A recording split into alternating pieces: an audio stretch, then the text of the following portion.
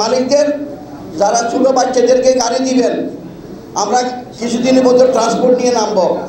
যে মালিকের গাড়িতে ছোট বাচ্চা থাকবে, ড্রাইভারি করবে, সেই মালিককে আমরা মামলার আওতায় আনবো।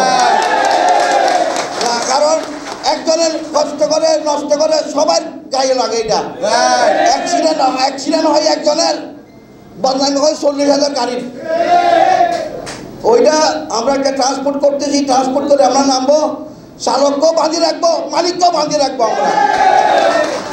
এখন প্রশাসনকে উদ্দেশ্য করে আমি বলছি, আমাদের মাননীয় পুলিশ কমিশনার মহোদয়, আমরা মেয়র মহোদয়ের সাথে কথা বলার পরে আমরা রাস্তায় রাত্রে বলেন দিনে বলেন, আমরা যেগুলো রাস্তায় গাড়ি উঠে আমরা এগুলারে বাধা দিয়ে কমাই ফেলছি অনেক।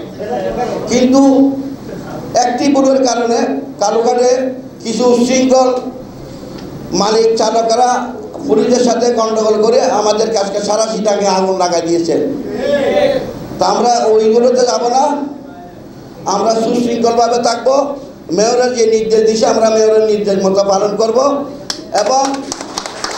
এবং যদি আমরা আজকে সাংবাদিক সম্মেলনে যেই দাবিগুলো দিচ্ছি, এগুলো যদি প্রশাসন না শুনে, তাহলে আমরা আন্দোলনে যাইতে বাধ্য হব। আমরা চাই সুশৃঙ্খলভাবে চট্টগ্রামকে শৃঙ্খলার মধ্যে আনতে। যদি আপনারা গাড়ি গ্যারেজে গিয়ে তালা মারি দেন, লাইট গাড়ি দেন, গাড়ি জব্দ করেন, তাহলে আমরা তো আর বসে থাকতে পারবো না। আমরাও আন্দোলনে যাব। তবে আমরা আগে দেখবো, আমরা চট্টগ্রামবাসীকে দেখাবো আমরা ধৈর্যের সাথে মোকাবিলা করছি।